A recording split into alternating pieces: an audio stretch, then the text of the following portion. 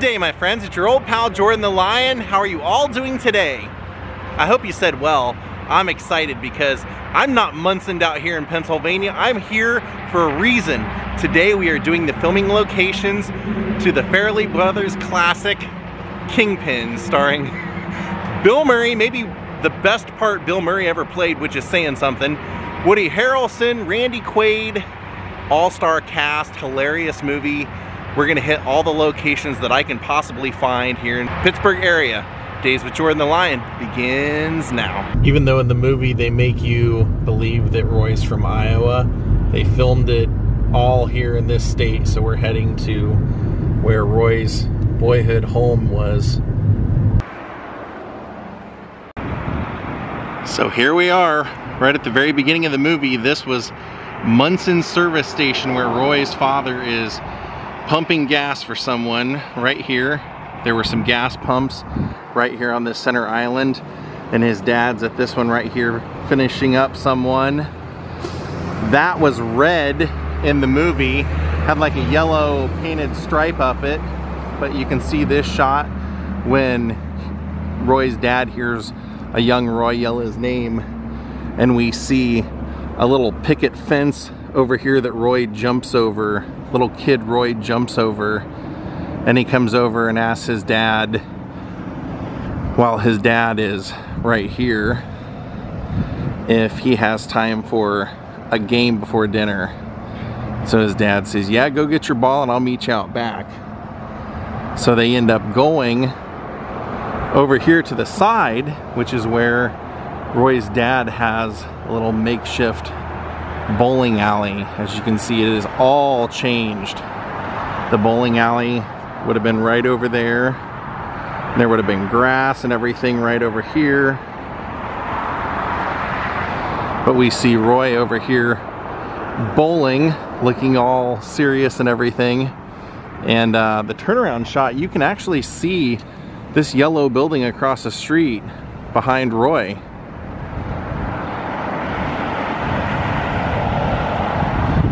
So we see him over here bowling on that little lane that would have been literally right there. And when he knocks down all the pins, his dad says, you put that in a bottle, you got something sweeter than Yoo-hoo. And his dad, we find out, is teaching him about life through bowling and tells him that he can have a good career as a bowler. But we also see this later on in the movie when we see 17 years later, something like that, when Roy and Claudia are looking for Ishmael and they realize that they're near Roy's boyhood hometown. And so we see a shot of this all worn out and run down. They aged it for the movie. It was originally white, and then all the borders of the windows and everything were, originally there would have been 3 windows over there, they were blue. So it's all run down, and you see the Munson service station sign laying over here, and you see Claudia walking across here. And then we get a shot of Roy sitting on some tractor tires over here where this minivan would have been.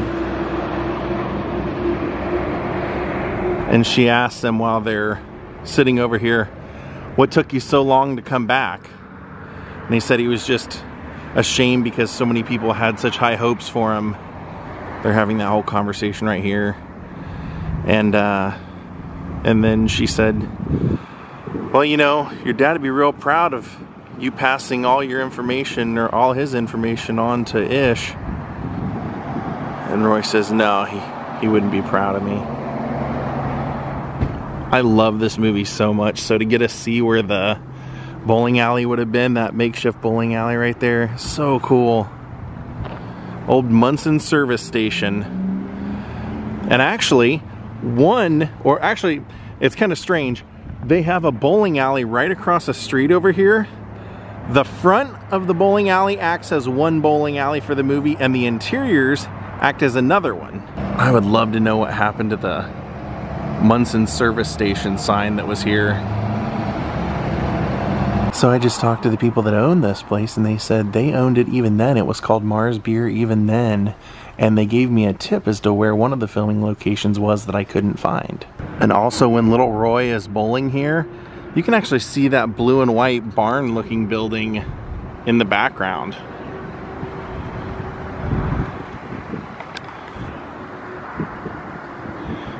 We flash to Roy starting his professional career, and that's the disco scene where the disco music's playing and his dad comes in the side doors and is watching him bowl. They film the interiors here. Unfortunately, it's closed right now. Kind of bizarre hours and days that they're open. It's open tonight, so I might come back and see if I can film some of the interiors here if I'm in the area still. But the interesting thing is that I just talked to the lady over at Mars Beer, and she said she was told by the person that owns this, when they filmed this scene, the opening scene of the ball rolling, it took them like all day because they had to film it like second by second of the ball rolling. Kind of an interesting thing that you don't know unless somebody tells you. But we do see this later. When Roy is a salesman, he goes to the bowling alley right here. You see him actually pull up right here, and that's when he's going in to sell the 50-gallon drum of Lane oil and putting them down for all the things that he thinks they need. And they say, look, we told you we don't need any of that stuff. And Roy says, what about fluorescent condoms for the vending machine? I mean, in the bathroom, those are fun even when you're alone. They said, we don't even have a condom machine in the bathroom anymore. Roy says, you call yourself a bowling alley? But it's also in here where he turns around because he hears an amazing bowler, and that is Ishmael. And he finds out that Ishmael is Amish and that he's there bowling with no one in his family knowing about it. But the interiors for that bowling alley were not here, and I couldn't find them. It was a pink bowling alley, but like I said, this was the interior for the disco early scene in the movie, but no, it was not the interior for when he meets Ishmael. Just when he pulls up out front. Well, it's 6 p.m. and I have returned. So when you hear that Disco Inferno music, you see Roy's feet come walking right in through here, and he's coming towards us. So they actually have not changed this at all. It looks exactly the same as it did when they filmed. And Roy's coming towards us like this and grabs that piece of pizza out of the guy's hand, takes a bite. But then they end up coming around over to here, and that's where he throws the ball. He ends up actually rolling it right down here. He comes over here. I matched it up because you can see the bathroom is just off to, when they're showing the turnaround shot looking towards us, you can see the bathroom over there. So he would have been right here, pulls a gold ball out, and then he lets it fly. But what's funny is that that's when the ball like starts rolling out, and they cut to him doing the splits right there, and then he points to the ball, and then the ball's direction continues to go forward. When Roy hits that strike, he comes over here and he's celebrating right here with everyone, and then he notices his dad and he points over here, and his dad is right here in the doorway, and the woman who owns the bowling alley and is here today is standing right next to him. So that's where his dad is giving the seal of approval. How cool is that? So when you have a shot like this, there was a big banner. How cool is that? She said they just go out of their way to keep it looking the way it did, and she made sure I knew. She said, now you know, everybody always says, how come it's not pink like it is in the movie? Why'd you repaint it? And I said, oh yeah, no, I mentioned that they only used the exterior for that shot, and it's a different bowling alley. So then she said they've actually had 3 movies film here, but they have the filming location photo of Kingpin right there. And that's her husband with Roy Munson. Now check this out. Look what else they have. Big Earn's bowling ball. That was not made for the movie. Believe it or not, the production actually just found that when they were shopping in a bowling ball store and thought that was perfect. Look at that. The rose in the bowling ball. So cool. And I'm so glad that we came back to do this at night because she has a scrapbook. How cool is that? That's across the street where we already filmed. That's Roy and Claudia coming back when the Munson service station's dilapidated. That's why this was hard to find online, because originally I was looking for something called Lancaster Bowl all over Pennsylvania. And then when I looked at the front of this, I realized, oh, this is it. There's Woody on set. Woody signing autographs. And that's her with her husband and Woody. And there you can see where they would have shot from the, that's what he's wearing in the front when he's out front. Later on when he meets Ish. There's Big Earn, Bill Murray. And there's Bill Murray and Randy Quaid. There's Roy's dad. Look at that. They have some of the footage of when they're filming the bowling lane. See the track there and everything. That's the one next to the service station. That car is so great. Now that's a view we never see in the movie. How cool is that? Here she's got all kinds of clippings about when they were filming here. And there you can see Big Earn with the wig and everything.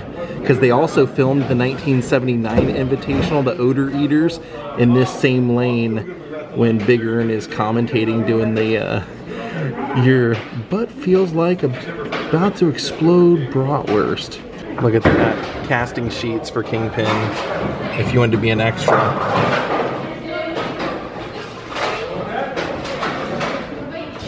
And look, she's got autographs. There's Woody's autograph. Bill Murray. Another call sheet, and this one's interesting because you can see they were going to film the Native American family that throws the garbage at Ishmael on this day. You can see that, Native American family. And here are some of the sides between Roy's dad and Roy. I'm certainly glad I came back at night to film this when they opened. This was totally worth it. There are a couple of interesting things I'd like to share about Kingpin. At the time this was made, Woody Harrelson wasn't necessarily a huge movie star like he is now. So I was kind of surprised that he was the star of this movie at the time it came out. Turns out that one of the Farrelly brothers was actually Woody Harrelson's roommate while Woody was on Cheers. So he knew him very well, so they wrote the part especially for him. Now they wrote Ishmael especially for Chris Farley, but unfortunately Chris Farley couldn't get out of his contractual obligation to do Black Sheep and was not able to do the film, so they asked Randy Quaid to do it in his place. Now the good thing to that is not only is Randy Quaid amazing in the movie, and it's almost hard to believe anybody else could have ever played that part, but they did want Bill Murray for Big Earn McCracken, but he had turned it down. Randy Quaid called him personally and asked him to be in it, and then he agreed to be in the movie, which I think is maybe the best part he ever played. And he told him, I can give you 2 weeks, and that's the way that went. He was on set for 2 weeks and created that amazing character. Bowlers always have time to spare.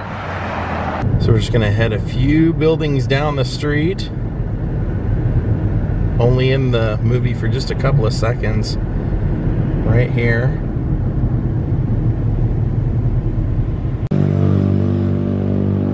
So Roy's getting his car looked over by the mechanic right here after the Odor Eaters Invitational that he just beat Big Earn McCracken in, and he mysteriously got sugar in his tank. You can see this little, this red rail. It was actually white in the movie, but that's when the guy's telling him, yeah, you have sugar in your tank. And right then you hear a honk, and you can see this over his shoulder when he gets out of the car. When Big Earn gets out of the car, you can see that house and everything over there, but Ernie McCracken pulls up in his car right here and tells the guy to fill up his car with gas. And when he sees Roy, he pretends not to recognize Roy and tells him to put air in the tires, and then slams the door into Roy. He goes, oh, Roy, I didn't expect to see you so soon. And that's when Roy and Big Ern end up linking up in that restaurant to decide they're gonna hustle their way across the tournament circuit. But yeah, it was right here that Roy's car was getting checked over and Big Ern pulled up right here.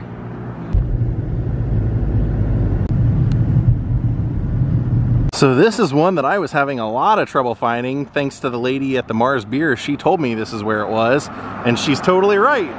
This was the Soft Serve, PJ Soft Serve, that we see Roy's dad and all the locals sending him off. They've changed it, obviously. It's now a chiropractic office, but this is where he's standing by his car and his dad's saying, "Go off and make us proud, Roy." Just like the name Unitas is to football, do that for bowling with the name Munson. Someday when people say Munson, it'll mean winner. And the way you can tell that they are absolutely right, this is where it was filmed. That blue garage down there was white at the time, but that is in the shots. When they're talking, you can see that right off in the corner right there. So his dad ends up here also giving him the pocket watch and said, you know, take this, maybe, you know, you can get it working again, or who knows, maybe in a pinch you can sell it if you need it. And his dad and Roy hug right here. Roy gets into his car and pulls out from PJ's Soft Serve right here onto that road and takes off down the road to start his career. All right, on the road for another 40 minutes to our next stop. Another one of my favorites from the movie. You love this movie too, don't you? You've been doing a great job helping me point out locations in this. Thank you, Ja. All right, now we've made it to a town called Rochester for our next filming location. We have made it out to the Beaver Valley Bowl. Sadly, the Beaver Valley Bowl is permanently closed, but I can match up a little bit and show you what happened here. So our shot at Beaver Valley Bowl is a night shot. This is when Big Ern and Roy have teamed up, and Big Ern is gonna teach Roy how to hustle. So the car is pulled up and parked right here, and they go in. Of course, the place is closed, but maybe we can see through the window a little bit. When they walk in, the bowling alley was actually on the second floor, and this whole building is pretty much condemned right now. When they walk in, let's see, through the glass here, I think we actually can see a little something. There's the stairwell that Big Ern takes Roy up the stairs, and halfway up the stairs, Roy says, "People actually bowl here, Mr. McCracken?" Ernie says, "They live here, they die here, they get their mail here." He goes, "I don't know." Well, okay, let's go. I wouldn't have the guts to go tell my family I couldn't make it in the circuit either. And then they end up going up there having the drinks. And while they're having the drinks at the bar, that's when Ernie's telling the bartender, the kind of like the hick bartender guys, "This punk shattered my sales record. Just broke it in two." He's like, "What are you gonna do with all that money?" And starts leading on to get those guys to start setting up a bowling. Holy, that is creepy.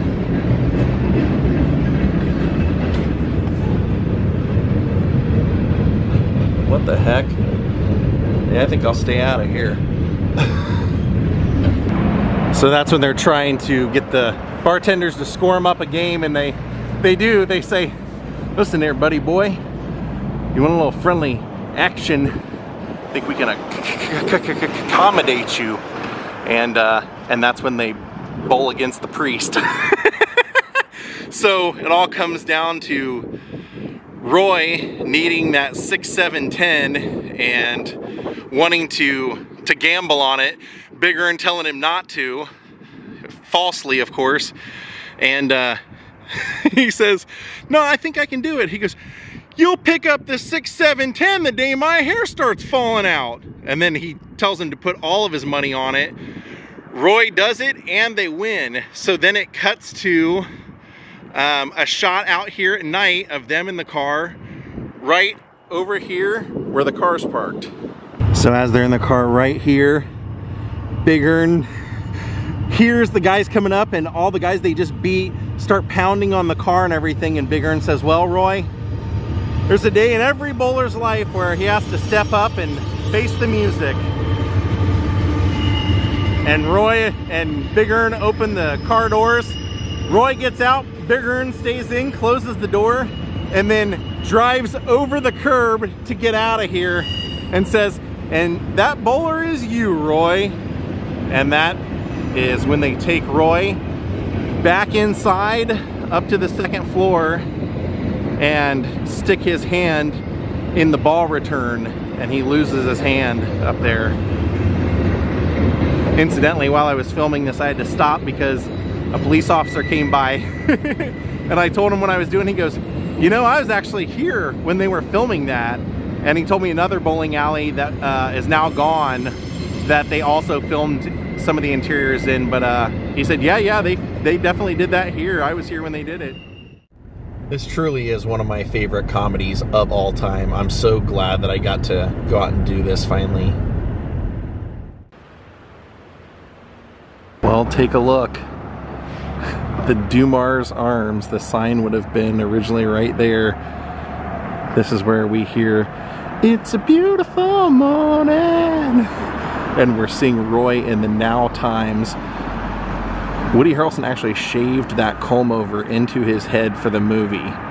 So he wakes up and comes walking out of this door, and his neighbors, Herv and Mike, are sitting right under that window. And he says, how's it going, Herv? Or he goes, how's life? Taking forever. How's it going, Mike? Hey, Roy, can you get sick, drink, and pee? He goes, yeah, I think you can. Even if it's your own. We see Roy get into his car right here. That convertible. And as he's getting in, the landlady comes out of that door. And she comes out and goes, hey, Captain Hook, that rent's due by tomorrow. She spits in her hand and then puts her cigarette out in her hand. But we see this again. They cut to this later on after he's met Ishmael and he's coming back from getting a coffee.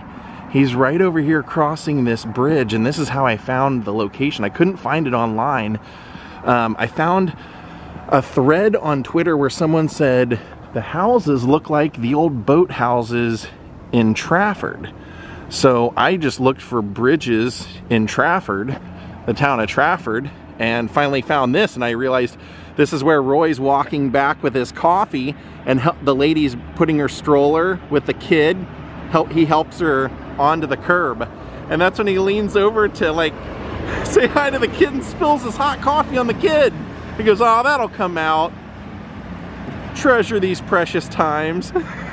So then we see Roy making the walk from here, and he hears some commotion, and right over here where his car was parked and by the apartments, you see somebody with a knife mugging the landlady.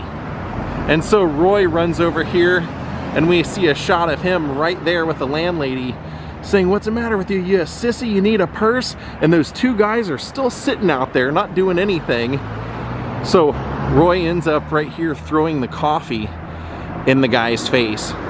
And then of course the landlady thinks he's a hero, calls him a hero, and he says, I don't know, 9 out of 10 times I would have went the other way. Oh, and about the rent, and she, of course, knowing that she won't want him to pay the rent, she goes, oh, no, Roy, it's fine. You pay it where you can, because I know you're good for it. So then we see the scene inside of his apartment, and the guy that was doing the mugging that has run off because he's got scolded with hot coffee is inside Roy's apartment, and they're friends. And he's looking for something to read while he goes to the bathroom. He wants to use Roy's bathroom, and the landlady comes in the door with some liquor as a gift for Roy. Roy's just made some hot coffee, really hot coffee. When she sees the robber and Roy together, she freaks out, and Roy throws coffee in the guy's face, and he comes out that side window right over there. So that's when she gets upset, and he goes, you have every right to be upset. There's got to be something I can do to work this off or pay it off. And then the next scene we see is her laying in bed and him throwing up in the toilet. You see like her varicose veins, and she goes, "Oh, it wasn't that bad." And you just hear him go, "Whoa!" She goes, "I have 2 pieces of advice for you, Munson. 1, give up the bowling, and 2, you owe me another month's rent." And when she's yelling, "Hey, Captain Hook, that rent better be paid by tomorrow," he's in his car and zooms off right from here. This is the exact shot that we get.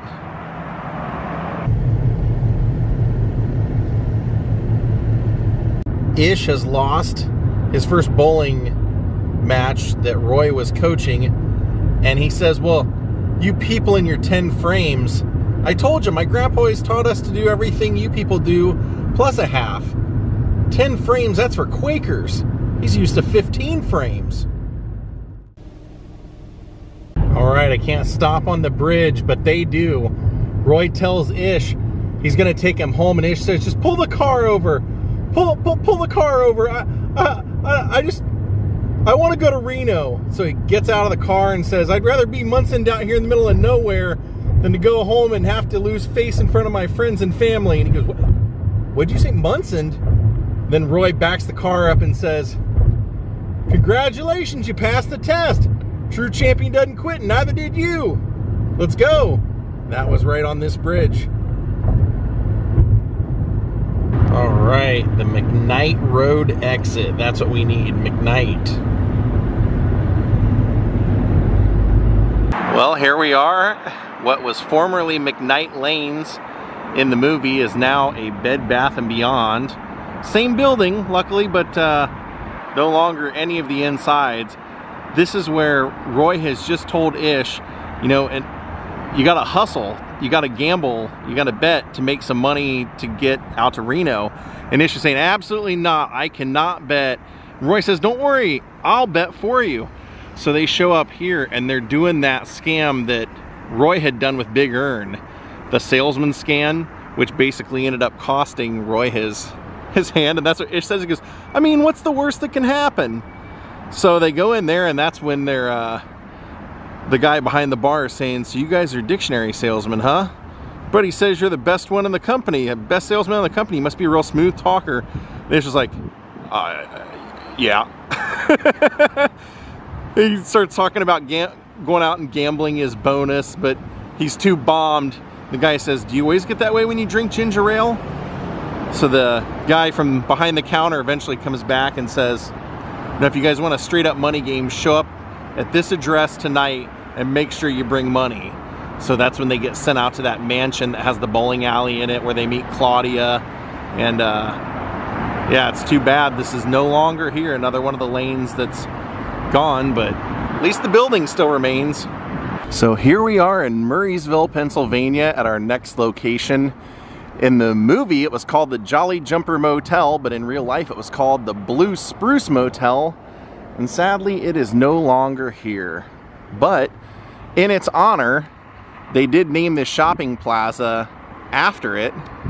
And the shopping plaza is laid out exactly the way the grounds of the motel were. So let me show you and tell you a little bit of this story.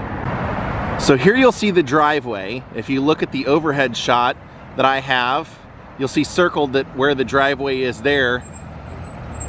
And then you'll also notice where the pool is. The pool is the big white blob in there. They said that they had to quit using the pool because the paint kept chipping off. So the pool would have been located right in here. That's the fenced in area that we see in the movie when Roy and Ishmael come out of their motel room, which would have been right here. The whole strip of the motel actually would have been right there.